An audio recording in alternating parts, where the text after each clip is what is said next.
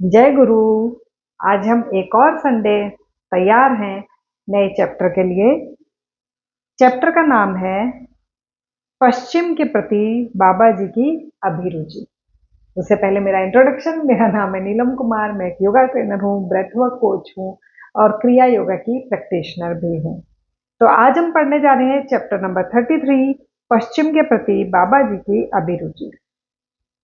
गुरुदेव, क्या आपको कभी बाबा जी का दर्शन हुआ है? गर्मियों के मौसम की शांत रात्रि का समय था।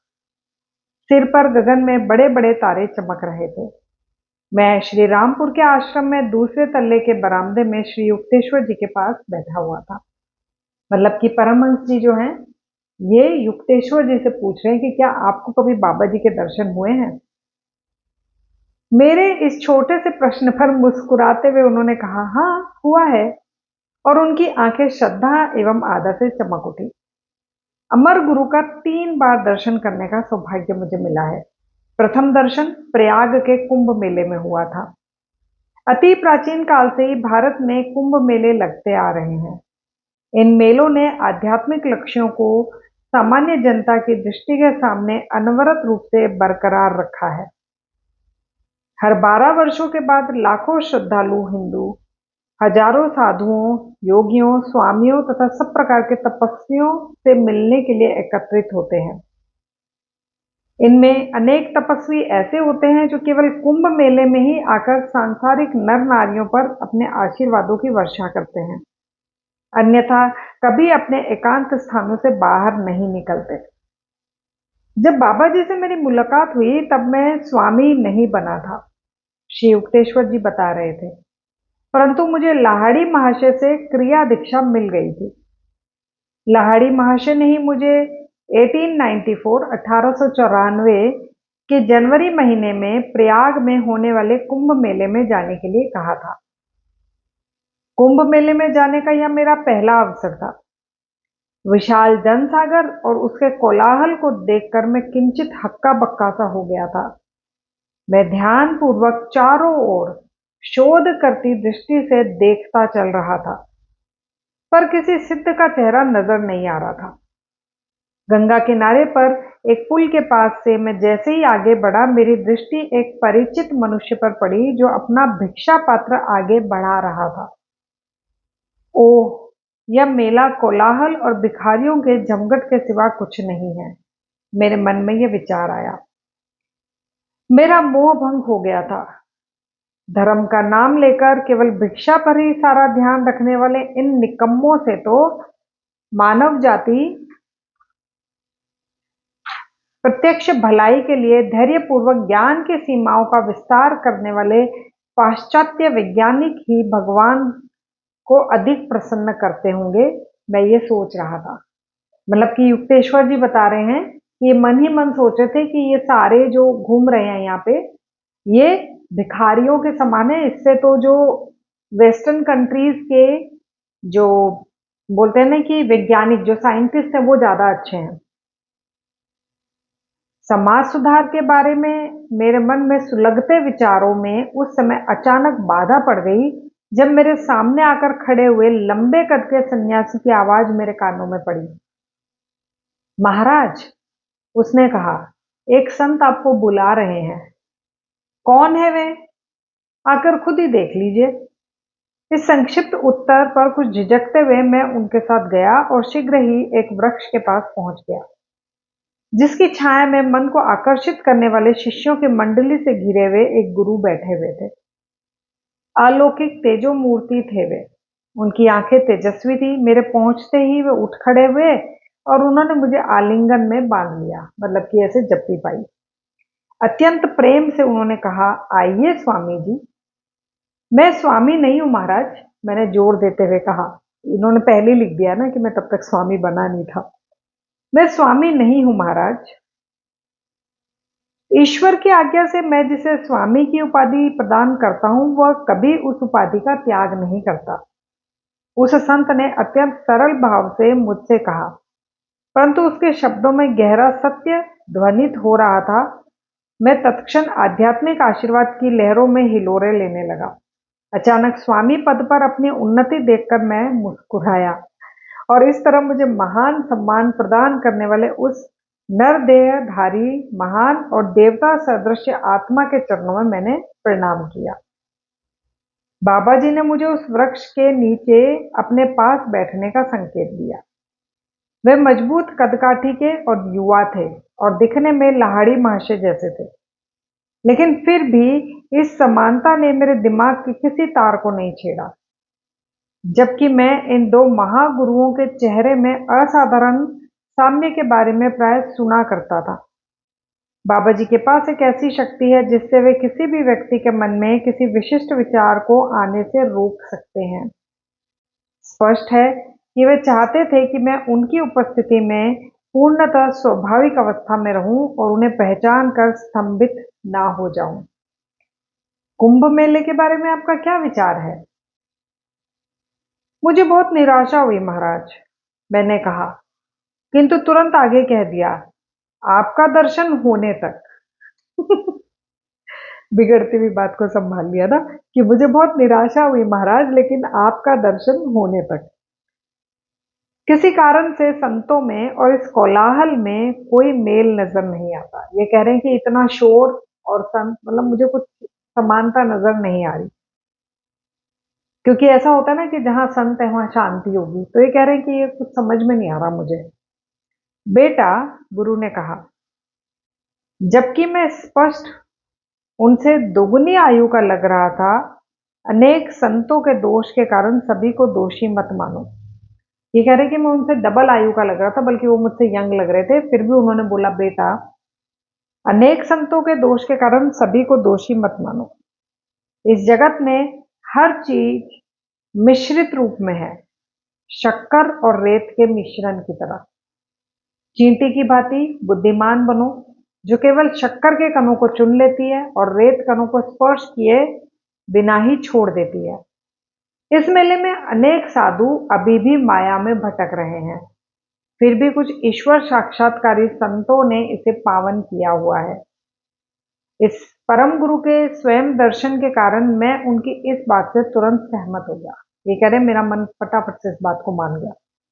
मैंने अपना विचार प्रकट किया, महाराज, मैं सुदूर अमेरिका और यूरोप में रहने वाले प्रमुख पाश्चात्य वैज्ञानिकों के बारे में सोच रहा था, जो यहाँ जमा हुए अधिकांश लोहे से कहीं अधिक बुद्धिमान है। अच्छा, यहाँ पे शब्द की गलती है, जो यहाँ जमा हुए अधिकांश लोगों से कहीं अधिक बुद्धिमान है। वह अलग अलग धर्मों के अनुयायी हैं। वह इस प्रकार के मेलों के वास्तविक महत्व से अनभिज्ञ हैं। ये वे लोग हैं जिन्हें भारत के सिद्ध पुरुषों से मिलकर बहुत लाभ हो सकता है, परंतु बौद्धिक उपलब्धियों की दृष्टि से अत्यंत उन्नत होते हुए भी अनेक पाश्चात्य लोग अत्यंत भौतिकवाद के आखंड में डूबे हुए हैं। अन्य कुछ ऐसे हैं जो विज्ञान और दर्शन शास्त्र में विख्यात हैं, परंतु धर्म की मूलभूत एकता को नहीं जानते।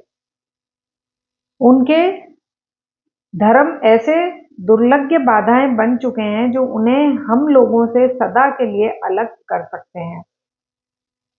बाबा जी का मुखमंडल प्रसन्नता से चमक उठा। उन्होंने कहा, मैंने जान लिया है कि तुम्हें पूरब और पश्चिम में समान रूप से रुचि है। समस्त मानव जाति के लिए व्याकुल होने वाले तुम्हारे अंतःकरण की व्यथा को मैंने पहचान लिया है, इसलिए मैंने तुम्हें यहाँ बुलाया है। वे आगे कहते गए, पूर्व और पश्चिम। अब यहाँ पे जब जब पूर्व और पश्चिम आ रहा है ना, तो आपके लिए मैं थोड़ा इजी कर दूं। पूर्व यानी अपना ये भारत है ना, भारत और एशिया थोड़ा सा, जहाँ पे स्पिरिचुअल टीचिंग बहुत ज्यादा है, जहाँ पे बौद्ध धर्म है, बहुत सारे और भी कई धर्म है। स्पिरिचुअल मतलब कि सीधा का सीधा लोगों के दिमाग में बसा हुआ है, ठीक है।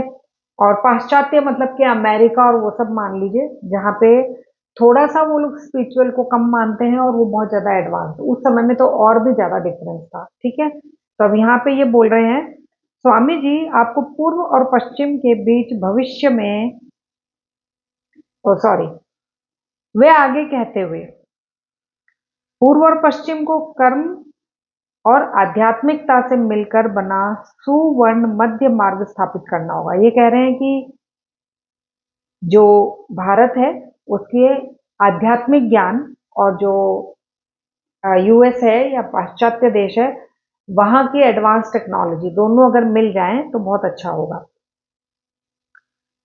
पूर्व और पश्चिम को कर्म और आध्यात्मिकता से मिलकर बना सर्ववर्ण मध्य मार्ग स्थापित करना होगा। भौतिक विकास में भारत को पाश्चात्य जगत से बहुत कुछ सीखना है और बदले में भारत सभी द्वारा अपनाई जा सकने वाली ऐसी विधियों का ज्ञान दे सकता है जिनसे पाश्चात्य जगत अपने धार्मिक विश्वासों को योग विज्ञान की अटल नींव पर स्थापित कर सकता है। स्वामी जी, आपको पूर्व और पश्चिम के बीच भविष्य में होने वाले सौहार्दपूर्ण आदान प्रदान में एक भूमिका निभानी है। अब ये बाबा जी युक्तेश्वर जी से कह रहे हैं, ठीक है। कुछ वर्षों बाद मैं आपके पास एक शिष्य भेजूंगा जिसे आप पश्चिम में योग का ज्ञान प्रसारित करने के लिए प्रशिक्षित कर सकते हैं। वहां के अनेक मुमुक्षुओं के ज्ञान पिपासु स्पंदन बाढ़ की भांति मेरी ओर आते रहते हैं। इसकी सिंपल सी लैंग्वेज में अगर देखें तो ये यूं कह रहे हैं, बाबा जी यूं कह रहे हैं कि वहाँ बहुत सारे ऐसे लोग हैं जो स्पिरिचुअल नॉलेज लेने में इंटरेस्ट रखते हैं लेकिन अवेलेबिलिटी नहीं है, मतलब वहाँ टीचर्स नहीं है। तो ये कह रहे हैं कि मैं कुछ सालों बाद तुम्हारे पास एक स्टूडेंट भेजूंगा, तुम उसे रेडी करना। रेडी करना मतलब ये कि अगर वो यूएस में जाए तो उन्हीं की लैंग्वेज में बोल पाए, मतलब इंग्लिश सीख पाए।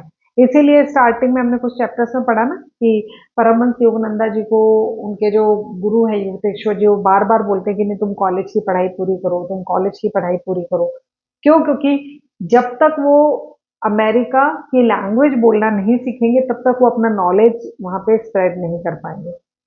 तो वहां पे अब ये कह रहे हैं कि मैं अमेरिका और यूरोप में संत बनने योग्य अनेक लोगों को देख रहा हूँ। बाबा जी कह रहे हैं ऐसा, मैं अमेरिका और यूरोप में संत बनने योग्य अनेक लोगों को देख रहा हूँ जिन्हें जगाए जाने भर की देर है। अपनी कथा के इस बिंदु पर पहुंचते ही श्री युक्तेश्वर जी ने अपनी पूर्ण दृष्टि मेरी ओर घुमाई। मतलब जैसे उन्होंने ये बात कही ना, तो ये किसको कह रहे हैं, ये सारी बातें, ये स्टोरी किसको बता रहे हैं? परमहंस योगानंदा जी को। तो वो कह रहे हैं कि मुझे बाबा जी ने बोला था कि तुम्हारे पास एक स्टूडेंट भेजूंगा। तो जैसे ही उन्होंने ये बात पूरी करी, उन्होंने परमहंस योगानंदा जी की तरफ अपनी दृष्टि घुमाई, मतलब कि वो स्टूडेंट यही है। मेरे पुत्र, चांद के उज्जवल प्रकाश में मुस्कुराते हुए उन्होंने कहा, तुम ही वह शिष्य हो जिसे मेरे पास भेजने का वचन बाबा जी ने कई वर्षों पहले ही दे दिया था। यह जानकर मुझे अत्यंत हर्ष हुआ कि स्वयं बाबा जी ने मेरे कदम श्री युक्तेश्वर जी की ओर मोड़ दिए थे। फिर भी अपने प्रिय गुरु से और आश्रम की सादगी युक्त शांति से दूर पाश्चात्य जगत में अपने होने की कल्पना करना मेरे लिए कठिन था। अब उस जमाने में विदेश जाना तो सच में उसकी कल्पना करना भी बहुत मुश्किल हुआ करता था। तो ये कह रहे हैं कि मैं सोच भी नहीं पा रहा था कि मैं विदेश जाऊंगा। श्री युक्तेश्वर जी ने अपनी बात जारी रखी। फिर बाबा जी भगवत गीता के बारे में बोलने लगे। मेरे आश्चर्य का ठिकाना नहीं रहा जब प्रशंसा के कुछ शब्दों से उन्होंने स्पष्ट संकेत दे दिया कि उन्हें इस बात का ज्ञान था कि मैंने गीता के कुछ अध्यायों पर टीका लिखी थी। मेरी आपसे विनती है स्वामी जी कि आप और एक काम को हाथ में ले लें। परम गुरु ने कहा, क्या आप हिंदू और ईसाई धर्म ग्रंथों में निहित एकता पर एक छोटी सी पुस्तक नहीं लिखेंगे? मनुष्य के धार्मिक मतभेदों के कारण मनुष्य के धार्मिक मतभेदों के कारण उनकी मूल एकता पर किसी का ध्यान नहीं जा रहा है। समानार्थी उदाहरणों को प्रस्तुत कर यह लिख दीजिए कि ईश्वर के सभी ज्ञानी पुत्रों ने एक ही सत्य का उपदेश दिया है। मैंने झिझकते हुए कहा, महाराज आपने यह कैसा आदेश दे दिया? क्या मैं इसे पूर्ण कर सकूंगा? बाबा जी ने मधुर हंसी हंसकर दिलासा देते हुए कहा, बेटा यह संदेह क्यों? सचमुच यह सब किसका कार्य है और कौन सब कार्यों का करता है? प्रभु ने जो भी मेरे मुंह से कहलवाया है उसका सत्य बनकर साकार होना अवश्य संभव है। मुझे ऐसा प्रतीत हुआ कि उन संत महाराज के आशीर्वाद से मुझ में वह काम करने की समर्थता आ गई थी। अतः मैं पुस्तक लिखने के लिए सहमत हो गया। विदा होने का समय आ गया। यह जानकर मैं अनिच्छा पूर्वक अपने पद्मासन से उठा। तुम लाहिड़ी को जानते हो? बाबा जी ने पूछा। वह महान आत्मा है ना? उसे हमारी इस भेंट के बारे में बता देना। फिर उन्होंने मुझे लाहिड़ी महाशय के लिए एक संदेश भी दिया। विदा लेने के लिए जब मैंने उनके चरणों में भक्ति भाव से प्रणाम किया तो वह कृपा पूर्वक मुस्कुराए। जब तुम्हारी पुस्तक पूरी हो जाएगी तब मैं तुमसे पुनः मिलने आऊंगा। उन्होंने वचन दिया और बोले कि अब हम चलते हैं। दूसरे दिन मैं प्रयाग छोड़कर काशी जाने के लिए रेलगाड़ी पर सवार हो गया। अपने गुरु के घर पहुंचकर मैंने कुंभ के मेले में अद्भुत संत से हुई अपनी भेंट की सारी कहानी सुना दी। ध्यान दीजिए, इन्हें अभी तक नहीं पता चला कि ये बाबा जी से मिले थे। ठीक है, तो इन्होंने क्या करा, अपने गुरु को बताया। अपने गुरु लाहिड़ी महाशय को बताया कि मैं वहां पे कुंभ के मेले में कोई एक संत थे, उन्होंने ये बात करी, ये बोला और आपके लिए एक संदेश भेजा है। ओ, तुमने उन्हें पहचाना नहीं? लाहिड़ी महाशय की आंखों में हंसी नाच रही थी। ओह, तुमने उन्हें पहचाना नहीं? लाहिड़ी महाशय की आंखों में हंसी नाच रही थी। मैं देख रहा हूं कि तुम उन्हें पहचान ही नहीं सके, क्योंकि उन्होंने तुम्हें उन्हें न पहचानने से रोक दिया था। वे ही मेरे अद्वितीय अलौकिक गुरु हैं, बाबा जी। बाबा जी, मैंने श्रद्धा और विस्मय से विभोर होकर कहा। योगी अवतार बाबा जी, दृश्य अदृश्य तारनहार बाबा जी। काश यदि मैं अतीत को फिर सामने ला सकता और केवल उनके चरण कमलों में अपनी भक्ति अर्पित करने के लिए फिर एक बार उनकी उपस्थिति में हाजिर हो सकता। कोई बात नहीं, लाहिड़ी महाशय ने सांत्वना भरे स्वर में कहा। उन्होंने तुम्हें फिर से दर्शन देने का वचन दिया है ना? गुरुदेव, परम गुरु ने मुझे आपको एक संदेश देने के लिए कहा है। उन्होंने कहा था, लाहिड़ी को बताना, इस जीवन के लिए रखी गई शक्ति बहुत कम बची है, लगभग समाप्त हो चुकी है। मेरे मुंह से इन गूढ़ शब्दों के निकलते ही लाहिड़ी महाशय की देह अचानक ऐसे कांप गई जैसे उन्हें बिजली छू गई हो। पल भर में वे निस्तब्ध हो गए। उनका सदा मुस्कुराता चेहरा अत्यंत कठोर हो गया। काठ की मूर्ति की भांति गंभीर और निश्चल बनकर वे अपने आसन पर बैठे रहे। उनके शरीर का रंग बिल्कुल उड़ गया। मैं भयभीत और चकित हो गया। अपने सारे जीवन में मैंने कभी भी उस आनंद मूर्ति को इस प्रकार गंभीर होते नहीं देखा था। वहां उपस्थित अन्य शिष्य व्याकुल होकर उनकी ओर देखने लगे। उनकी निस्तब्धता में 3 घंटे बीत गए, मतलब वो ऐसे ध्यान में ही बैठे रहे। फिर लाहिड़ी महाशय की स्वाभाविक प्रफुल्लता लौट आई और उन्होंने वहां उपस्थित प्रत्येक शिष्य के साथ अत्यंत स्नेह के साथ बातचीत करी। तब जाके सभी ने चैन की सांस ली। अपने गुरुदेव की उस प्रतिक्रिया से मैं जान गया कि बाबा जी का संकेत एक ऐसा संकेत था जिससे लाहिड़ी महाशय यह समझ गए कि उन्हें जल्दी ही देह त्याग करना होगा। उनकी भयंकर और गंभीर निस्तब्धता से यह प्रमाणित हो गया कि मेरे गुरुदेव ने तत्क्षण ही स्वयं संयमित कर भौतिक विश्व के साथ उन्हें जोड़कर रखने वाली अंतिम डोर को भी काट दिया था और वे परम तत्व के अपने नित्य स्वरूप में विलीन हो गए थे। बाबा जी का संदेश कहने का उनका तरीका था, मैं सदा तुम्हारे साथ रहूंगा। बाबा जी और लाहिड़ी महाशय दोनों ही सर्वज्ञ थे और उन्हें एक दूसरे को संदेश भेजने के लिए मेरी या अन्य किसी मध्यस्थ की कोई आवश्यकता नहीं थी। फिर भी महान आत्माएं प्राय मानवीय नाटक में भाग लेने की कृपा करती हैं। यदा कदा वे साधारण तरीके से किसी संदेश वाहक के माध्यम से अपनी भविष्यवाणियां संप्रेषित कर देते हैं ताकि उन भविष्यवाणियों के साकार होने पर उनके बारे में बाद में जानकारी पाने वालों में ईश्वर के प्रति अधिक श्रद्धा जागृत हो सके। अब यहाँ पे कहना चाह रहे हैं कि ऐसा कोई जरूरी नहीं था कि वो एक मुझे मीडिएटर बना के मैसेज पहुंचवाते। वो डायरेक्ट भी अपने जो शिष्य हैं उससे बात कर सकते थे, लेकिन ऐसा कभी कभी वो लोग करते हैं ताकि हम इंसान जो है, आम इंसान है, वो भगवान में बिलीव कर सके, ईश्वर के प्रति श्रद्धा बढ़ जाए। जल्दी ही मैं काशी से चल पड़ा और श्री रामपुर में बाबा जी द्वारा बताए गए शास्त्रों के लेखन कार्य में जुट गया। श्री युक्तेश्वर जी आगे कहते हैं, मैंने काम शुरू ही किया था कि मुझे मृत्युंजय परम गुरु बाबा जी का एक स्तोत्र रचने की प्रेरणा हुई।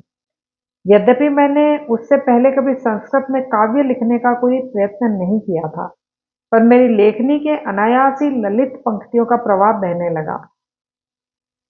रात के शांत समय में मैं सनातन धर्म के शास्त्रों और बाइबल का तुलनात्मक अध्ययन कर अपना काम करता रहता। मतलब एक तरफ तो वो हिंदू शास्त्र रखते और दूसरी तरफ जो बाइबल है उसको रखते और दोनों को पढ़ते कि क्या इसमें जो बोला है उसका क्या मीनिंग है, इसमें जो बोला है उसका क्या मीनिंग है। प्रभु यीशु के शब्दों को उद्धृत कर मैं यह दिखाता जाता कि उनके उपदेशों में और वेद काव्यों में वस्तुतः कोई अंतर नहीं था। मेरे परम गुरु की कृपा से मेरी पुस्तक द होली साइंस अल्प समय में ही पूरी हो गई। अच्छा, अगर आप लोगों ने ये बुक नहीं पढ़ी हो ना, द होली साइंस, है ना, तो ये जरूर पढ़िएगा। ये युक्तेश्वर जी द्वारा लिखी हुई किताब है। बहुत छोटी सी पतली सी है, लेकिन बहुत ही शानदार बुक है। और आपने बहुत बार ये भी सुना होगा कि अभी कलयुग चल रहा है ना। तो अभी इनकी किताब के हिसाब से कलयुग नहीं चल रहा है। अगर आप इस बुक को पढ़ेंगे तो आपको पता चलेगा कि इन्होंने जो गणना करी है, इन्होंने जो कैलकुलेशन करी है, वो किस तरीके से सही है।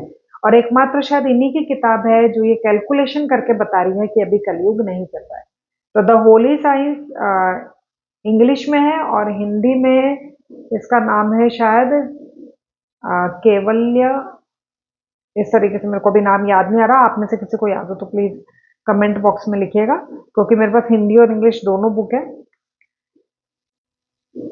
मेरे परम गुरु की कृपा से मेरी पुस्तक द होली साइंस अल्प समय में पूरी हो गई। गुरुदेव बोलते जा रहे थे। अब ये अभी तक कहानी क्या चल रही, जो युक्तेश्वर जी हैं वो अपने शिष्य जो हैं परमहंस उनको ये बता रहे हैं ताकि वो अपनी किताब में ये सब लिख सके, है ना। गुरुदेव बोलते जा रहे थे। अपने साहित्यिक प्रयासों को परिणाम पर पहुंचाने के बाद दूसरे दिन में प्रातः गंगा स्नान के लिए यहाँ रायघाट पर गया। उनका मतलब एक काम पूरा हो गया तो उन्होंने सोचा आज मैं गंगा स्नान कर आता हूँ। किताब लिख ली थी उन्होंने। उस समय घाट बिल्कुल सुनसान था। थोड़ी देर वहां खड़ा रहकर मैं धूप में उस शांति का आनंद लेता रहा। फिर निर्मल जल में डुबकी लगाने के बाद मैं घर वापस जाने के लिए चल पड़ा। उस नीरवता में जो एकमात्र ध्वनि सुनाई दे रही थी वह थी मेरे पग के साथ मेरे भीगे वस्त्रों की छप छप करती आवाज। जैसे ही मैं नदी किनारे खड़े विशाल वटवृक्ष के पास से आगे बढ़ा, मेरे मन में पीछे मुड़कर देखने की प्रबल प्रेरणा हुई। वहां वटवृक्ष की छाया में कुछ शिष्यों से घिरे बैठे थे महान बाबा जी। अब इस बार तो पहचान जाएंगे ना, क्योंकि पहली बार मिल चुके हैं। नमस्कार स्वामी जी। परम गुरु की आवाज गूंज उठी और मुझे विश्वास हो गया कि मैं स्वप्न नहीं देख रहा हूं। मैं देख रहा हूं कि आपने सफलतापूर्वक अपनी पुस्तक पूरी कर ली है। अपने वचन के अनुसार मैं आपका धन्यवाद करने आया हूं। अत्यंत तेजी से धड़कते हृदय के साथ मैंने उनके चरणों में साष्टांग प्रणाम किया। अत्यंत विनय के साथ उनकी याचना करते हुए मैंने कहा, परम गुरुजी, मेरा घर पास में ही है। क्या आप अपने शिष्यों के साथ आकर मेरे घर को पावन नहीं करेंगे? परम गुरु ने मुस्कुराते हुए मेरी याचना को अस्वीकार कर दिया। उन्होंने कहा, नहीं बेटा, हम वे लोग हैं जिन्हें वृक्षों की छाया ही रास आती है। यहाँ हमें पूरा आराम है। तब यहाँ पर थोड़ी देर ठहर जाइए परम गुरु महाराज। अभ्यर्थना करती दृष्टि में मैंने उनकी ओर देखा। मतलब ये प्रार्थना कर रहे थे उनसे कि प्लीज थोड़ी देर तो रुक जाइए, मैं तुरंत कुछ मिठाइयां लेकर आपकी सेवा में उपस्थित होता हूँ। मतलब ये उनको देखकर इतनी इतनी हड़बड़ी में इतने फास्ट फास्ट सब चीजें कर रहे थे, तो ये बोल रहे थे कि थोड़ी सी देर रुकिए, मैं आपके लिए मिठाई लेकर आता हूँ।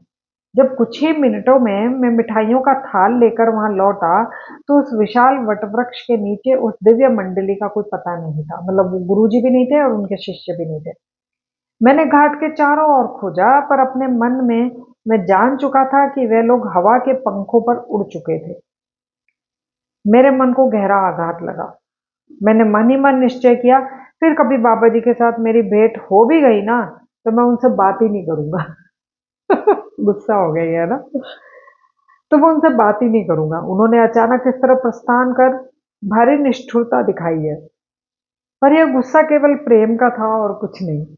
कुछ महीनों बाद मैं काशी में लाहिड़ी महाशय के दर्शनों के लिए गया। जब मैंने उनके बैठक खाने में प्रवेश किया तो लाहिड़ी महाशय मुस्कुराए। अब इन्होंने स्टार्टिंग में बोला ना ये 3 बार मिले थे, तो एक बार तो वह कुंभ के मेले में मिले, अब एक बार यहाँ गंगा किनारे मिले, अब ये तीसरी बार कहाँ मिले वो बताने जा रहे हैं। आओ युक्तेश्वर, उन्होंने कहा। अब युक्तेश्वर जी है ना अपने गुरु के पास गए। गंगा स्नान के लिए गए थे, वहां इनको बाबा जी मिले, फिर बाबा जी गायब हो गए। तो अब ये अपने गुरु के पास गए। अभी अभी मेरे कमरे के द्वार के पास बाबा जी से तुम्हारी भेंट हुई। अब युक्तेश्वर जी पूछ रहे इनसे कि अभी अभी बाबा जी निकले यहाँ से, तुम्हारी भेंट हुई? इधर आओ। लाहड़ी माशी ने अपना हाथ मेरे माथे पर रखा और उसी क्षण दरवाजे के पास पूर्ण कमल की तरह खिले बाबा जी मुझे दिखाई दिए। तीसरी बार है। मुझे अपना पुराना दुख याद आ गया। अच्छा, ये पुराना दुख कुछ महीनों बाद, अच्छा कुछ महीनों बाद की घटना है, मुझे लगा उसी जस्ट उसी के बाद की, नहीं। कुछ महीनों बाद मैं काशी में लाहड़ी महाशय के दर्शनों के लिए गया। जब मैंने उनके बैठक खाने में प्रवेश किया तो लाहड़ी महाशय मुस्कुराए। अच्छा, तब हुआ ये, ठीक है। तीसरी बात, मुझे अपना पुराना दुख याद आ गया। पुराना मतलब कि कुछ महीनों पहले इन्होंने बोला था ना, आपके मिलेंगे तो बात ही नहीं करूंगा। मुझे अपना पुराना दुख याद आया, अतः मैंने उन्हें प्रणाम नहीं किया। लाहड़ी महाशय चकित होकर मुझे देखने लगे। ईश्वर तुल्य बाबा जी अपने अथाह नेत्रों से मुझे निहार रहे थे। तुम मुझसे नाराज हो? क्यों ना हूं महाराज, मैंने कहा। हवा में से आप अपनी जादुई मंडली के साथ अवतीर्ण हुए और हवा में ही आप अंतर्ध्यान हो गए। मतलब हवा में से आप प्रकट हुए और हवा में ही गायब हो गए। मैंने तुमसे कहा था ना कि मैं तुमसे मिलने आऊंगा। कितने समय तक वहां रहूंगा यह नहीं कहा था मैंने। बाबा जी ने सौम्य हंसी के साथ कहा, तुम बहुत उत्तेजित हो उठे थे। मैं तुम्हें विश्वास दिलाता हूं कि तुम्हारी चंचलता की आंधी ने ही मुझे विलुप्त कर दिया। इस सत्यनिष्ठ स्पष्टीकरण से मैं तुरंत संतुष्ट हो गया, क्योंकि इनको पता था उस वक्त एकदम जल्दी जल्दी में, आप बैठिए प्लीज बैठिए, मैं मिठाई लेके आता हूँ। तो वो इनको भी पता था कि ये बहुत चंचल, एकदम एक्साइटेड हो गए थे, तो ये कह रहे हैं कि उसी वजह से मैं गायब हो गया था। मैंने उनके चरणों पर मस्तक रखा। परम गुरु ने स्नेह के साथ मेरा कंधा थपथपाया। ज्यादा ध्यान करो बेटा, उन्होंने कहा। बाबू चंचलता है ना, उसको खत्म करने के लिए बोल रहे हैं कि थोड़ा और ध्यान करो बेटा। तुम्हारी दृष्टि अभी निर्मल नहीं हुई है। मैं सूर्य प्रकाश के पीछे छिपा था और तुम मुझे देख नहीं पाए। बांसुरी के समान मधुर आवाज में ये शब्द कहते ही बाबा जी गुप्त दीप्ति में अंतर्ध्यान हो गए। अपना कथन समाप्त करते हुए श्री युक्तेश्वर जी ने कहा, गुरु दर्शन के लिए मेरी वह अंतिम काशी यात्रा थी। कुंभ के मेले में बाबा जी द्वारा की गई भविष्यवाणी के अनुरूप लाहड़ी महाशय के गृहस्थ योगी अवतार का अंत निकट आ गया था। 1895 के ग्रीष्म काल में उनके मजबूत शरीर की पीठ पर एक छोटा सा फोड़ा निकल आया। उन्होंने उसे चीरा लगाने नहीं देने दिया, क्योंकि वे अपने कुछ शिष्यों के दुष्कर्मों को अपने शरीर पर लेकर उनका भोग पूरा कर रहे थे। अंततः जब कुछ शिष्य बहुत ही आग्रह करने लगे, तब गुरुदेव ने रहस्यमय शब्दों में कहा, शरीर को जाने के लिए निमित्त चाहिए, मतलब कि कोई ना कोई कारण चाहिए शरीर को जाने के लिए। तुम लोग जो करना चाहते हो मैं उसके लिए तैयार हूं। इसके थोड़े दिन बाद अद्वितीय गुरु ने बनारस में देह त्याग कर दिया। अब उनके दर्शनों के लिए उनके बैठक खाने में जाने की कोई आवश्यकता नहीं रही। मेरे जीवन का प्रत्येक दिन उनके सर्वव्यापी मार्गदर्शन से धन्य हो रहा है। कई वर्षों बाद मुझे लाहड़ी महाशय के एक उन्नत शिष्य स्वामी केशवानंद जी से उनके देह त्याग के विषय में अनेक आश्चर्यजनक विवरण सुनने को मिले। केशवानंद जी ने बताया, शरीर छोड़ने के कुछ ही दिन पहले गुरुदेव मेरे सामने अचानक प्रकट हो गए, जब मैं हरिद्वार के अपने आश्रम में ध्यान कर रहा था। उन्होंने कहा, तुम बनारस आ जाओ, और वो अंतर्ध्यान हो गए। अब कंफ्यूज मत होइए, अभी भी युक्तेश्वर जी योगनंदा जी को ये कहानियां बता रहे हैं। अब ये कह रहे हैं कि उन्होंने अपना शरीर त्याग दिया, लेकिन अब ये भी बता रहे हैं कि एक और मेरा ही गुरु भाई, जो उनका स्टूडेंट था, है ना, लाहड़ी महाशय जी का स्टूडेंट था, उसके बारे में बता रहे हैं कि उन्होंने ये बोला कि एक दिन से अचानक उनके सामने गुरु जी आ गए। ऐसा होता ना कि हम दो स्टूडेंट्स हैं और अपने टीचर के बारे में बात कर रहे हैं ना, तो वैसे ही ये एक और कहानी बता रहे हैं उनके बारे में। मैंने तुरंत बनारस जाने के लिए गाड़ी पकड़ी। किसने? केशवानंद जी ने। अपने गुरु के घर में अनेक शिष्यों को मैंने एकत्रित हुए देखा। उस दिन कई घंटों तक गुरुदेव ने गीता पर प्रवचन किया, फिर अत्यंत सरल सरल शब्दों में कह दिया, मैं अपने घर लौट रहा हूं। इतना सुनते ही प्रचंड आवेग के साथ हम सब की सिसकियां फूट पड़ी। शांत हो जाओ, मैं पुनः जी उठूंगा। यह कहकर लहाड़ी महाशय अपने आसन से उठे, 3 बार अपने ही स्थान पर गोल गोल घूमे, उत्तर दिशा की ओर मुंह करके पद्मासन में बैठ गए और परमानंद में लीन होकर उन्होंने महासमाधि में प्रवेश किया। भक्तों को इतने प्रिय लगने वाले लाहड़ी महाशय के सुंदर शरीर का पवित्र गंगा तट के मणिकर्णिका घाट पर ग्रह थोचित विधि से दाह संस्कार किया गया। केशवानंद जी बता रहे थे, दूसरे दिन सुबह 10 बजे जब मैं बनारस में ही था तो मेरा कमरा अचानक उज्जवल प्रकाश से भर उठा। आश्चर्य! मेरे सामने फिजिकल बॉडी, भौतिक शरीर में लाहड़ी महाशय खड़े थे। यह शरीर बिल्कुल उनके पुराने शरीर जैसा ही था। अंतर इतना ही था कि यह शरीर अधिक युवा अवस्था में और अधिक तेजस्वी लग रहा था। मेरे दिव्य गुरु ने मुझसे बातचीत भी की। उन्होंने कहा, केशवानंद, यह मैं हूं। अपने भस्म हुए शरीर के विघटित अणुओं से मैंने अपने नए शरीर की सृष्टि की है। संसार में मेरा गृहस्थ का कार्य तो पूरा हो चुका है, पर मैं पृथ्वी को पूर्णतः छोड़कर नहीं जा रहा हूं। इसके बाद मैं कुछ समय तक हिमालय में बाबा जी के साथ रहूंगा और फिर से सारे ब्रह्मांड में बाबा जी के साथ वास करूंगा। मुझे आशीर्वाद देकर अलौकिक गुरु अंतर्ध्यान हो गए। मेरा हृदय एक अद्भुत प्रेरणा से भर गया। मुझे उसी प्रकार का अत्यंत उच्च आध्यात्मिक अनुभव हुआ जैसा ईसा मसीह और कबीर के शिष्यों को अपने अपने गुरु की शारीरिक मृत्यु के बाद जीवन रूप में देखकर हुआ था। हरिद्वार के एकांत स्थान में बने अपने आश्रम को लौटते समय मैं अपने साथ लाहड़ी महाशय की पवित्र अस्थियों का एक छोटा सा हिस्सा ले आया। मुझे इसका भान था कि वे देश काल से आबद्ध देह पिंजर निकल गए थे, सर्वव्यापकता रूपी पक्षी मुक्त हो चुका था, फिर भी उनकी अस्थियों की यह प्रतिष्ठापना कर समाधि मंदिर बनाने से मुझे अपूर्व सांत्वना मिली। एक और शिष्य को भी पुनरुत्थित हुए गुरु के दर्शन करने का सौभाग्य प्राप्त हुआ। सॉरी, कुछ एक गलतियां मैं शायद कर रही हूँ पढ़ने में। मतलब एक और शिष्य को भी वो गुरु दिखे। वे थे संतवत महात्मा पंचानन भट्टाचार्य। मैं कोलकाता में उनसे मिलने उनके घर गया था। उन्होंने महान गुरु के साथ बिताए अपने अनेक वर्षों की कई रोमांचक कहानियां बताई। मैं अत्यंत आनंद के साथ सुनता रहा। अंत में उन्होंने अपने जीवन की सबसे अद्भुत घटना बताई। उन्होंने कहा, लाहड़ी महाशय की अंत्येष्टि के बाद दूसरे दिन प्रातः 10 बजे वे यहाँ कोलकाता में मेरे सामने प्रकट हुए। द्विशरीरी संत यानी डबल बॉडी। स्वामी प्रणवानंद ने भी अपना दिव्य अनुभव संपूर्ण विस्तार सहित मुझे बताया। जब वे मेरे रांची विद्यालय में आए थे तब उन्होंने मुझे बताया, लाहड़ी महाशय के देह त्याग के थोड़े ही दिनों पूर्व मुझे उनका एक पत्र आया जिसमें उन्होंने मुझे तुरंत बनारस आने के लिए कहा था। तथापि अपरिहार्य कारणों से मैं तत्क्षण प्रस्थान नहीं कर सका और मुझे थोड़ा विलंब हो गया। एक दिन प्रातः 10 बजे मैं बनारस के लिए प्रस्थान करने की तैयारी कर ही रहा था कि अपने कमरे में अपने गुरु को अत्यंत तेजस्वी रूप में प्रकट हुए देखकर मैं आनंद विभोर हो गया। अब बनारस जाने की क्या जल्दी है? लाहड़ी महाशय ने मुस्कुराते हुए कहा, अब तुम मुझे वहां कभी नहीं देख पाओगे। मतलब ये लेट हो गए जाने में और शायद तब तक उन्होंने देह त्याग कर दिया, तो अब ये आके अपने शिष्य को बोल रहे कि अब क्या जल्दी है जाने की। जब उनके शब्दों का अर्थ मुझे समझ आया तो यह सोचकर कि मैं उनके दर्शन की केवल अनुभूति कर रहा था, मैं भग्न हृदय से रोने लगा। गुरुदेव सांत्वना देते हुए मेरे पास आए। लो, मेरे शरीर को छूकर देखो, उन्होंने कहा। मैं सदा की भांति अब भी जीवित हूं, शोक मत करो। क्या मैं हमेशा तुम्हारे पास नहीं हूं?